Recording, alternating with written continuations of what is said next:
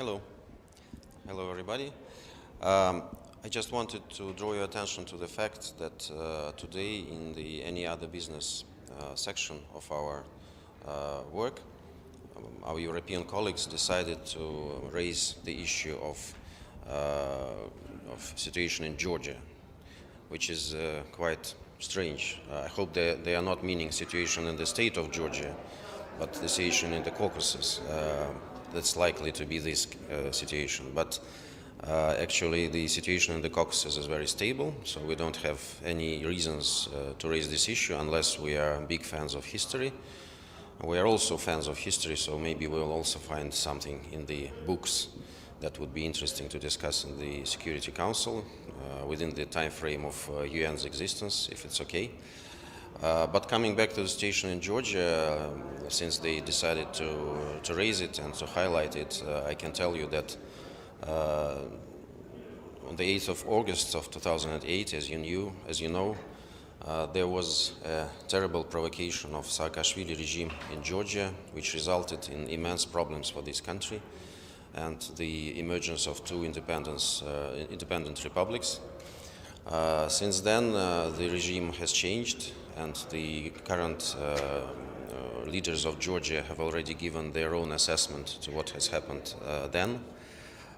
They recognize this reckless mistake that was made by Saakashvili. They also are very much aware of the role of foreign powers in this situation. So the only change that has happened maybe during this year or half a year is that the Western countries have blocked the Geneva international discussions, which embraced Russia, Georgia, and two independent republics. But this was not our choice. This will, of course, not contribute to the enhancement of situation. But we don't think that this makes the situation in the Caucasus less stable. So I would just wanted to register our surprise. The only reason to raise this issue is to kind of try to make Russia uncomfortable, which is not the case. We have a lot of things to say, and believe me that during this AOB, which is behind the closed doors, we pronounce a lot of criticism to our Western colleagues, much more than they find for us. Okay. Anything that the Security Council can do, or that you would like to see them do? In Georgia? In Caucasus, not in the state of Georgia, yes? I hope. I think that the Security Council should draw the conclusions of what the intervention or meddling of foreign powers like United States and the bloc of NATO can lead to in terms of situation in the country. Georgia is a little bit past this terrible period. There's another country, Ukraine, where the Zelensky regime is also has also fallen in the same trap. So let's look at what will become out of this for Ukraine.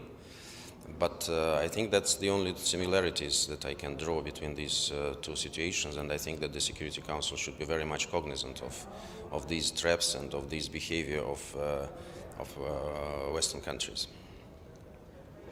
Almost 6 months after the military operation in Ukraine, how do you evaluate the result of this military operation so far?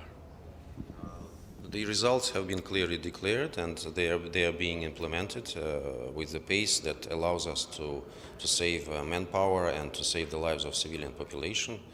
As it was repeatedly said by our president and my foreign minister, the pace could have been more quick, but that would mean more casualties.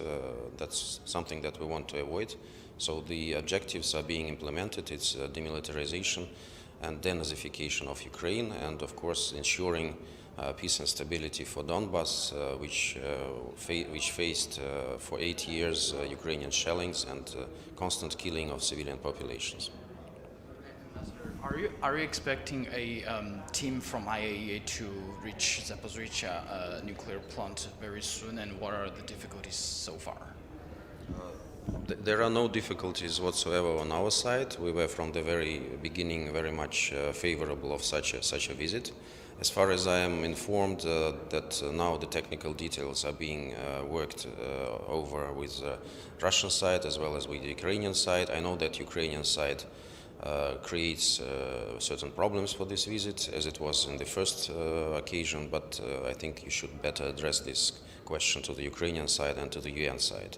Russian side is very much open, and as it was said by Ambassador Nebenzia last week, that we expect this visit to take place before the end of August. The Chinese ambassador this morning told us that the visit of members of Congress to Taiwan is a kind of provocation. Do you agree with this statement? I'm not Chinese ambassador, sorry, and Taiwan is inseparable part of China, so I don't think it's polite of me to comment on this issue. Yeah. It's also the anniversary of the U.S. withdrawal from Afghanistan. This morning we also asked about the release of the frozen assets from several countries. What's your opinion on this issue? Well, we repeatedly said that the frozen assets from Afghanistan should be released for the benefit of Afghan people.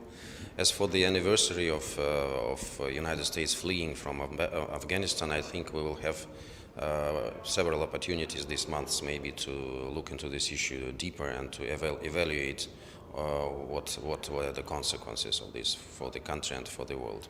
Okay? No more questions? Thank you very much.